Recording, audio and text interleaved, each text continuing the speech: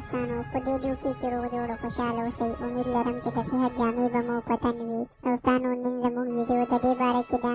چې چاک کوس یعنې د مېرمنې غټ کوس سره څنګه خوند واخیستلی شي. د دې نه مخکې دوستانو چې زه تاسو ته دا معلومات درکړم چې د مېرمنې د غټ کوس نه څنګه خوند واخیستلی شي، یعنې د مېرمنې شرمګاه پړسېدلې وي، نو که تاسو زموږ چینل سبسکرایب کړی نه وي نو زموږ چینل سبسکرایب کړئ او په خوا کې ورسره د ټلۍ نشان هم ووهئ چې همدغه رنګې معلوماتي ویډیوګانې د ټولو ناول تاسو ته در ورسي. دوستانو دارنګې ډېر نارینه وي چې د هغوی مېرمنې غټې وي یعنې چاکې وي او د هغې شرمګاه ډېره زیاته پړسېدلې وي، نو دارنګې ښځې بیا یخ مزاجي وي. دا رنګې ښځې ګرمولو لپاره ډېر زیات محنت غواړي، یعنې تاسو چې ورسره کله کوروالی کوئ نو تاسو خپله مېرمنه دومره زیاته ګرمه کوئ چې د هغې د شرمګاه نه غوړې اوبه روانې شي، او بیا چې ورسره کله تاسو کوروالی کوئ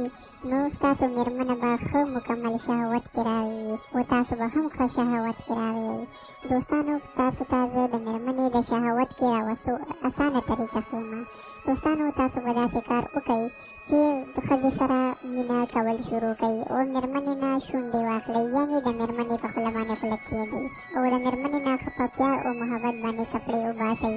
او د مېرمنې په سینو باندې ورسره لاسونه هم او د مېرمنې په کناټو باندې ورسره هم لاسونه وښئ او تاسو داسې کار وکئ چې خپل لاس باندې د مېرمنې شرمګاه تحریک کړئ او خپل ذکر پې هسې ومږئ رومږئ او د مېرمنې په شرمګاه باندې چې کومه د بزردانه وي هغه د بزردانه مالش کول شروع کړئ. دوستانو دا د بزردانه د شهوت مرکز دی د زنانه، چې دا تاسو څومره مالش کوئ دومره به ژر ستاسو مېرمنه انزال ته رسي، او که دا تاسو څومره کمه مالش کوئ نو دومره به ستاسو مېرمنه زیات ټیم اخلي. دوستانو که مې چې چاکې او غټې مېرمنې وي نو د هغوی شهوت ډېر ټیم پس راځي، نو تاسو له پکار دي چې تاسو کله د خپلو مېرمنو سره کوروالی کوئ نو خپله مېرمنې له شهوت راولئ، یعنې ما چې تاسو ته په دې ویډیو کې کومه طریقه وښوده تاسو هغه طریقې وکئ او د مېرمنې د شرمګاه نه خوند واخلئ. نو دوستانو نن زموږ ویډیو تر دې پورې وه. که ستاسو زموږ دا ویډیو خوښه شوي نو زموږ دا ویډیو لایک کړئ او نورو دوستانو سره یې هم شیر کړئ چې هغوی هم د دې نه ګټې واخلي. راتلونکي ویډیو پورې د الله په امان.